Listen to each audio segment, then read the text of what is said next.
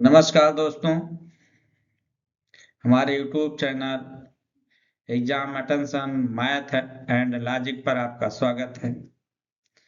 अगर आपका लक्ष्य है यूपी पुलिस 2026 तो आज की ये क्लास आपके लिए बेहद महत्वपूर्ण होने वाली है, क्योंकि आज हम शुरू कर रहे हैं गणित का वह चैप्टर जहां से परीक्षा से हर सवाल पक्का आता है। संख्या पद्धति और लघुत्तम समापवर्त और महत्तम समापवर्त तक।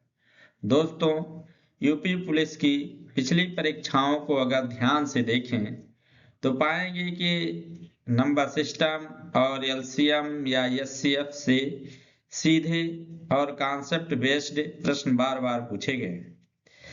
अगर ये टॉपिक मजबूत है तो आप 3 से 5 नंबर बिल्कुल पक्के कर सकेंगे। तो इस लंबी और डिटेल क्लास में हम पढ़ेंगे संख्या पद्धति की पूरी बेसिक से एडवांस समझ, प्राकृतिक, पूर्ण पूर्णांक, परिमेय और अपरिमेय संख्या, वास्तविक संख्याओं की स्पष्ट समझ, एलसीएम और एचसीएफ निकालने की सभी विधियां, गुणनखंड विधि, भाग विधि, शॉर्ट ट्रिक, एचसीएफ और एलसीएम के बीच का महत्वपूर्ण संबंध और अंत में यूपी पुलिस पैटर्न के महत्वपूर्ण प्रश्न। इस वीडियो में हम रटेंगे नहीं, समझेंगे। ऐसे समझेंगे कि एग्जाम में कोई भी सवाल घुमा फिरा कर आए, आप तुरंत हल कर सके। तो अगर आप सच में यूपी पुलिस 2026 की तैयारी कर रहे हैं तो यह वीडियो को अंत तक जरूर देखें। कॉपी पेन लेकर बैठ जाइए, क्योंकि आज की क्लास आपकी मैथ की नींव मजबूत कर देगी। चलिए शुरू करते हैं। यूपी पुलिस 2026 संख्या पद्धति और एलसीएम एचसीएफ की संपूर्ण तैयारी। तो ये प्राकृतिक संख्या देखते हैं। प्राकृतिक संख्या किसे कहते हैं? जिन संख्याओं का इस्तेमाल वस्तुओं को गिनने के लिए किया जाता है उन्हें प्राकृतिक संख्या कहते हैं। इन्हें n से सूचित किया जाता है। प्राकृतिक संख्याएं अनंत होती हैं, जैसे 1 से लेकर के 1 2 डॉट डॉट डॉट, यानी आप अनंत तक लिखते चले जा सकते हैं। पूर्ण संख्या किसे कहते हैं? Whole number. जब प्राकृतिक संख्याओं के परिवार में जीरो आ जाता है, क्या आ जाता है? जीरो आ जाता है, तो हम इसे पूर्ण संख्याओं का परिवार कहते हैं, यानी इसे W सूचित करते हैं। फिर ऋण संख्या किसे कहते हैं? एक के अतिरिक्त वह समस्त संख्याएं जो एक और स्वयं को छोड़कर अन्य किसी भी संख्या से विभाजित नहीं होती हैं, ऋण संख्या कहलाती हैं। इसे अभाज्य संख्या भी कहते हैं। तो आप लोग समझिए, ऋण संख्या कभी कभी लिखा मिलेगा, या अभाज्य संख्या इंग्लिश में प्राइम नंबर। तो ये सब एक है, यानी एक से कटे, यानी एक से विभाज्य हो, और स्वयं से। किससे? स्वयं से। तो समझो वो क्या है? ऋण संख्या या प्राइम नंबर या अभाज्य संख्या है। इस तरह से यौगिक संख्या क्या होती है? Composite number. एक के अतिरिक्त वे समस्त संख्याएं जो ऋण नहीं होती हैं यौगिक कहलाती है। इसे संयुक्त संख्या भी कहा जाता है। उदाहरण के लिए 4 6 8 9 10 12 14, यानी समझ लो कि एक के अतिरिक्त, एक किसके? एक के अतिरिक्त वे समस्त संख्या जो ऋण ना हो, यानी एक को छोड़ दो, और फिर ऋण संख्या यानी अभाज्य संख्याओं को छोड़ दो। अभाज्य संख्या को क्या करो?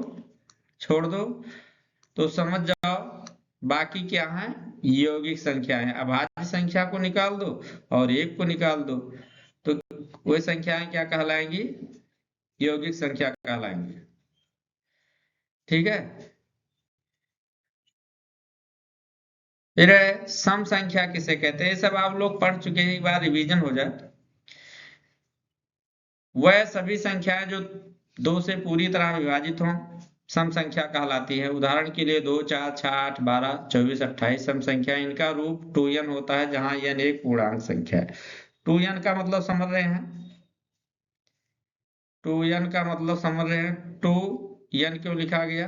क्योंकि अगर 2 में चाहे जिस संख्या से गुणा करो, 1 से गुणा करोगे 2 हुआ, अब 2 में 2 से गुणा करोगे 4 हो जाएगा, 2 में 3 से गुणा करोगे 6 हो जाएगा।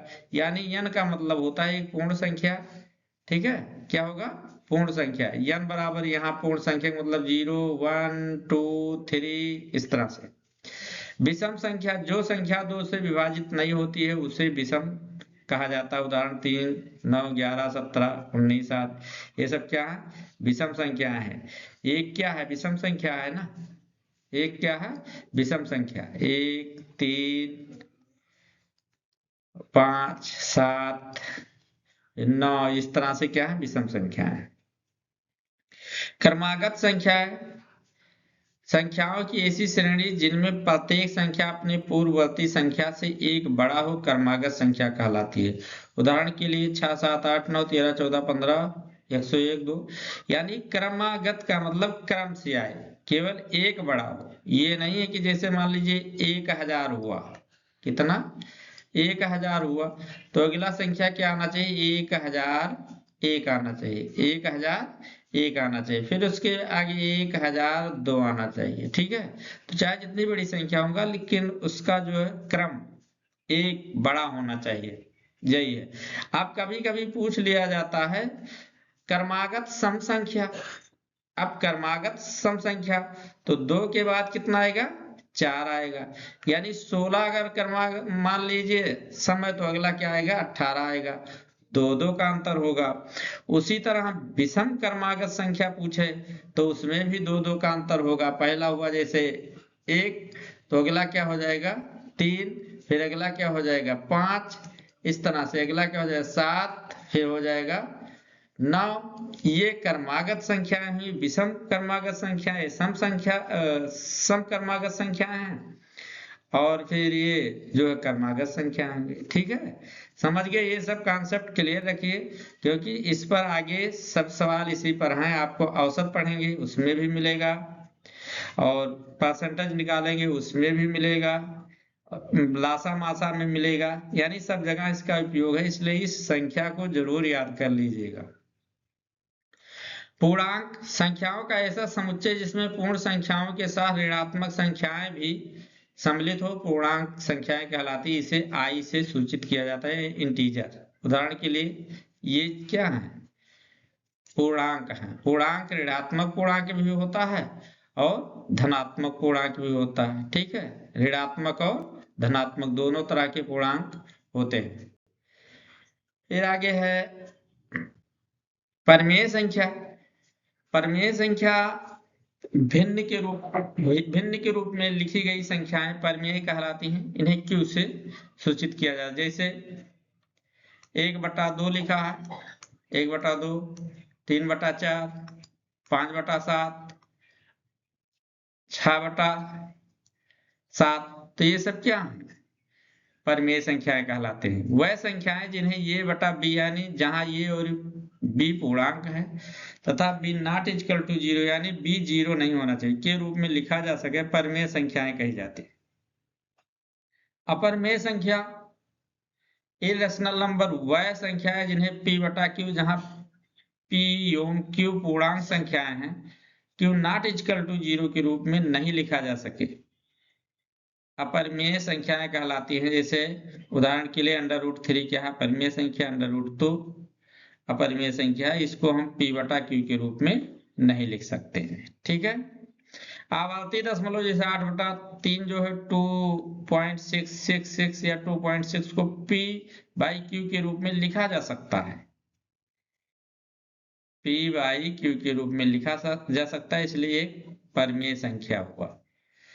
समझ रहे हैं? वास्तविक संख्या क्या है? परिमेय एवं अपरिमेय संख्याओं के परिवार को सम्मिलित रूप से वास्तविक संख्या कहते हैं। यानी परिमेय संख्या और अपरिमेय संख्या को मिला करके हम क्या कहते हैं? जैसे 3/5 और फिर √3, इन दोनों को मिला करके कहा जाए तो ये वास्तविक संख्याएं क्या हैं? वास्तविक संख्याएं। अब हम चलिए देखते हैं महत्तम समापवर्तक एवं लघुत्तम समापवर्तक क्या है। महत्तम समापवर्तक एचसीएफ या एचसीएस गुणनखंड फैक्टर, एक संख्या को दूसरे का गुणनखंड कहा जाता है यदि यह दूसरे को पूरी तरह विभाजित कर दे। इस प्रकार 6 एवं 7 42 के गुणनखंड है। 6 और 7 किसके गुणनखंड है? 42 के। अगर मान लीजिए 15 हुआ तो 15 के गुणनखंड 3 और 5 हुआ। अगर 56 कर दिया जाए तो 56 के 8 गुणे 7 हुआ, तो ये क्या हुआ? गुणनखंड कहलाए। समापवर्तक किसे कहते हैं? कॉमन फैक्टर, यानी जो सब में हो वह संख्या जो 2 या 2 से अधिक दी हुई संख्याओं को पूरी तरह विभाजित कर दे, उन संख्याओं का समापवर्तक कहलाती है। इस संख्याओं को 9, 18, 21, 33 का एक समापवर्तक 3 है। समापवर्तक 3 है, यानी समापवर्तक आप समझ गए, यानी जिस संख्या से सब संख्याएं विभाजित हो जाएं उन्हें समापवर्तक कहते हैं। समझ रहे हैं? जैसे 9, 18 3 से कट रहा है, 9 18 3 से कट रहा है, 21 3 से कट रहा है, 11 3 से कट रहा है, तो ये क्या हुआ? समापवर्तक। माने जिस संख्या से सब संख्याएं कटे उसे समापवर्तक कहते हैं। अब महत्तम समापवर्तक, हाईएस्ट कॉमन फैक्टर, 2 या उससे अधिक संख्याओं का महत्तम समापवर्तक वह महत्तम यानी सबसे बड़ी संख्या जो सभी प्रदत्त संख्याओं को पूरी तरह विभाजित कर दे। इस प्रकार 18 एवं 24 का एचसीएफ 6, क्योंकि 6 से बड़ी ऐसी कोई संख्या नहीं है जिससे 18 24 दोनों एक साथ विभाजित किया जाए। जैसे लिखा है यहाँ पर 18 और 24। आप इसको गुणनखंड विधि से निकाल सकते हैं और भाग विधि से, दोनों तरफ निकाल सकते हैं। आगे हम देखेंगे इसको। तो 18 को 6 से डिवाइड कर सकते हैं इसको, लेकिन इससे बड़ा कोई संख्या अगर 7 से कर रहे हैं तो नहीं, 8 से कट जा रहा है, 8 त्रिक 24, लेकिन ये नहीं कट रहा है। ठीक है, तो इसलिए दोनों में जो कॉमन है, कॉमन फैक्टर यहाँ समापवर्तक 6 है। अब और है, जैसे 3 से कट जा रहा, 2 से कटेगा, 2 9 18 और 12 दूना 24, फिर ये 3 से कटेगा, ये भी 3 से कटेगा, लेकिन सबसे बड़ा कौन है? 6। महत्तम पूछा है तो इसलिए 6 इसका उत्तर होगा। महत्तम समापवर्तक के लिए प्राय महत्तम सम भाजक, हाईएस्ट कॉमन डिवीजन एवं उच्चतम सममाप, ग्रेटेस्ट कॉमन मेजर पदों का भी इस्तेमाल किया जाता है। आगे है 2 या अधिक संख्याओं का महत्तम समापवर्तक कैसे निकालते हैं? तो रूढ़ विधि से। यहाँ तो एग्जाम्पल के रूप में लिख दिया है 42 70 का महत्तम, ये 14 हुआ। कोई दूसरा संख्या ले लो, जैसे 14 ले लिए तो 2 गुणे 7 हो जाएगा, और 26 ले लिए तो 2 गुणे 13 हो गया। अब इसका कौन होगा सबसे हाईएस्ट? मासा हो जाएगा 2, सब में कॉमन है तो ये 2 आपका आंसर हो जाएगा। इसी तरह से महत्तम समापवर्तक निकालने के लिए यह जरूरी नहीं है कि प्रदत्त सभी संख्याओं को उनके ऋण गुणनखंडों में तोड़ा जाए। किसी एक संख्या के ऋण गुणनखंडों को निकाल लीजिए, फिर इनमें से उन ऋण गुणनखंडों का गुणनफल जो कि शेष संख्याओं को पूरी करे। जैसे आप कोई संख्या लिए, जैसे 42 ले लीजिए। अब 42 आप पहले आप जानते हैं 6 7 42, फिर आप इसको तोड़ सकते हैं 2 3 6 7, इस तरह से कर सकते हैं और आपका उत्तर आ जाएगा। ठीक है,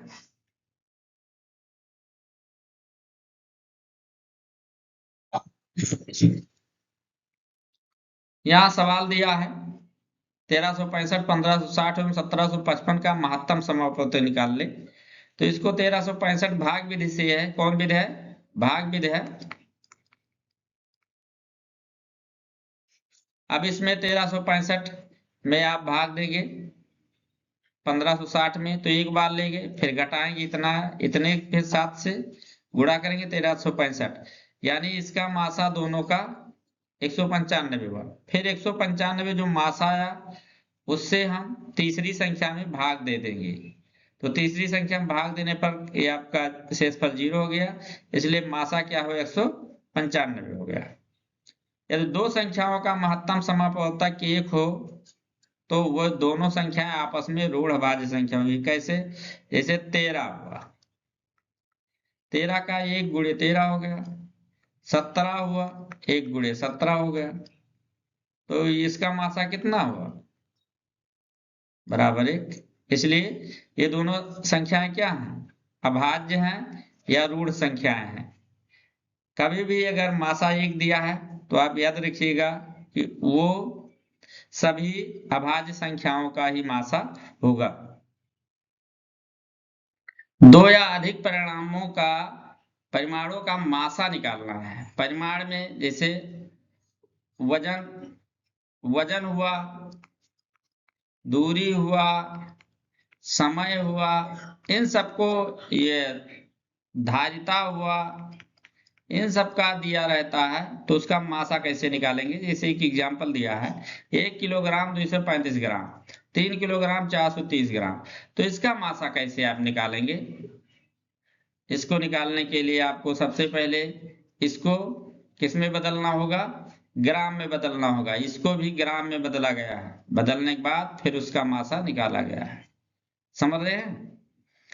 तो सर्वप्रथम यदि जरूरी हो तो प्रदत्त संख्याओं में दशमलव के बाद अंकों की संख्या बराबर बना लें। फिर दशमलव को नजरअंदाज कर इन संख्याओं को ऐसे इस्तेमाल करें जैसे कि पूर्णांक, फिर उनका मासा निकालें। प्राप्त मासा में यथास्थान दशमलव लगा दें। ठीक है, दशमलव में भी इसको कर सकते हैं, ऐसी बात नहीं कि नहीं कर सकते। ठीक है,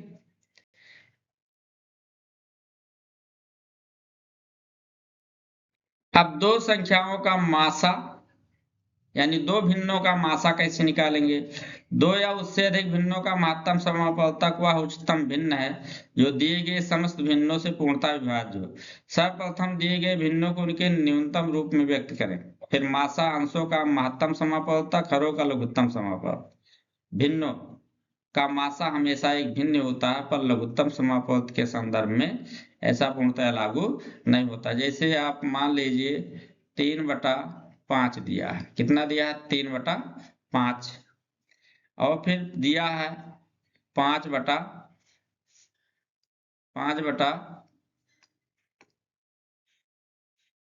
दिया है। 5/16 दिया है। अब क्या करेंगे? अब इन दोनों का क्या निकालना है? लघुत्तम निकालना है, सॉरी मासा निकालना है। तो आप मासा निकालो। पहले क्या किसका अंशों का महत्तम निकालेंगे। तो इसका महत्तम कितना होगा? अंशों का महत्तम 1 हो जाएगा। अंशों का महत्तम 1 हो गया। और इसका लघुत्तम कितना हुआ? हरों का लघुत्तम 80 हो गया। कितना हो गया? 80 हो गया। कितना? 80 हो गया। इसलिए इसका मासा कितना हो जाएगा? 1/80 हो जाएगा। कितना? 1/80 हो जाएगा। समझ रहे हैं? अब लघुत्तम, चलिए बात करते हैं लघुत्तम कैसे निकालेंगे। दो या दो से अधिक संख्याओं का लघुत्तम समापवर्त वह न्यूनतम संख्या है जो उन सभी संख्याओं से पूर्णतया विभाज्य है। जैसे अब ये तो एग्जाम्पल इसमें लिखा है, इसको देखेंगे आप। इसमें जैसे 32 है। कितना है? 32। अब 32 किससे डिवाइड हो रहा है? 32 जो है आप निकाल सकते हैं 2 गुणे 2 गुणे 2 गुणे 2 गुणे 2 गुणे 2, यानी 2 दूनी 4 दूनी 8 दूनी 16 दूना 32, ये नहीं रहेगा। ठीक है, अब ये जो 4 है, ये भी 4, ये 4, फिर 2, तो यानी आप 24 लिख दीजिए। तो 24 को 4 गुणे 6 कर सकते हैं, यानी 2 गुणे 2 गुणे 2 गुणे 3 कर सकते हैं। अब देखो ये 4 से 32 भी डिवाइड हो रहा है और 4 से 24 भी डिवाइड हो रहा है। फिर 8 से 32 भी डिवाइड हो रहा है और फिर 24 भी। तो जब यहाँ लासा पूछा जाएगा तो इसका कितना होगा? 8, ये तो कॉमन हो जाएगा। फिर बचा कितना? यानी 2 ये बचा और ये 3 बचा, तो 2 तिहाई 6, तो 8 छक 48 हो जाएगा। कितना हो जाएगा? 48। इस तरह से इसको ज्ञात करना है। अब 2 या उससे अधिक संख्याओं का लघुत्तम समापवर्त निकालना हो तो क्या करेंगे? जैसे अब तो 2 तक ही था ना, अब निकालेंगे। जैसे मान लो 14 है, फिर मान लीजिए 18 है, मान लीजिए 32 मान लो। ठीक, अब इसको क्या करेंगे? 2 गुणे 7 करेंगे। इसको क्या करेंगे? 2 गुणे 3 करेंगे। इसको क्या करेंगे? 2 दूनी 4 दूनी 8 दूनी 16 दूना 32। अब देखो इसमें यही कॉमन करना, जो सबसे सब में हो उसको एक बार लिखना है। इसको एक बार लिखिए, कितना 2 हुआ, इधर हो गया। फिर बाकी ये जितना बचा उसको लिख दो, तो 4 बार बचा है, गुणे 2। फिर उसके बाद कितना बचा? 3 2 बार बचा, इसको लिख दो, गुणे 7 कर दो। अब 2 दूनी 4 दूनी 8 दूनी 16 दूना 32 3 96 और 96।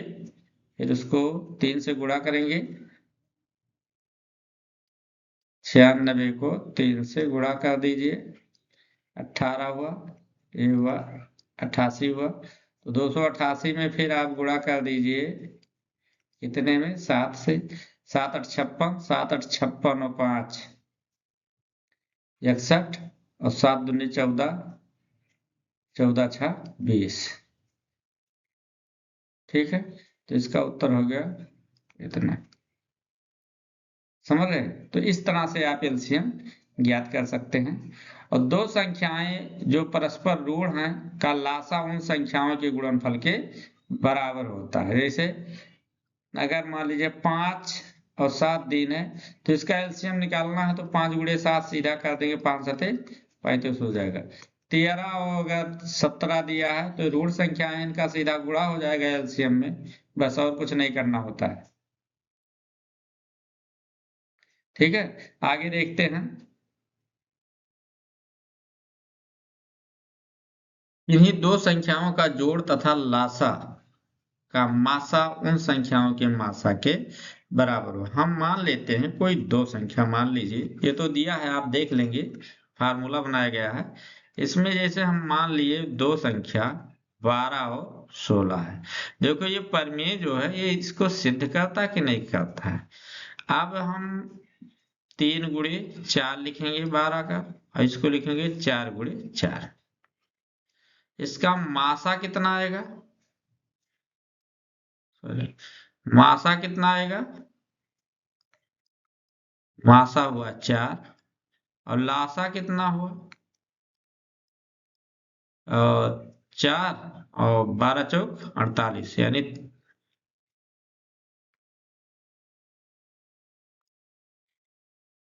3, सॉरी ये 3 रहेगा, और 3 गुणे 4 गुणे 4। अब ये हो गया 4 3 12 चौक 48। ठीक है,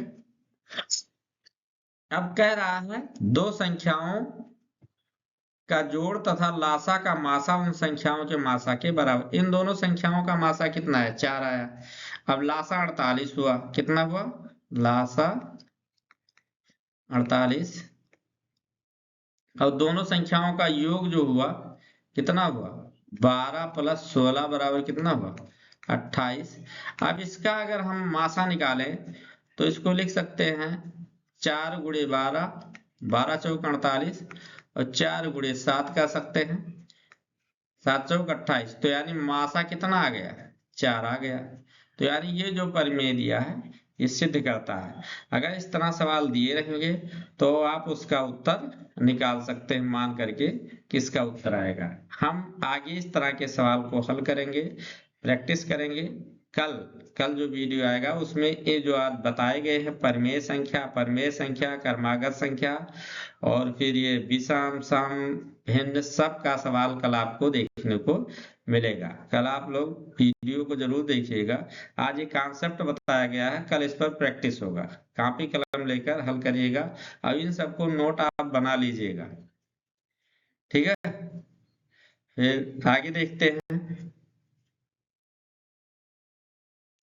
तो दोस्तों, आज हमने संख्या पद्धति और एलसीएम एचसीएफ का पूरा कॉन्सेप्ट विस्तार से समझ लिया। अगर आपको ये क्लास समझ में आई तो वीडियो को लाइक जरूर करें, और अगर आप यूपी पुलिस 2026 की तैयारी कर रहे हैं तो चैनल को सब्सक्राइब भी कर लीजिए। कमेंट में जरूर बताइए अगला चैप्टर कौन सा पढ़ना है। याद रखिए, मेहनत आज करेंगे, वर्दी कल पहनेंगे। मिलते हैं अगले क्लास में, तब तक के लिए नमस्कार, जय हिंद।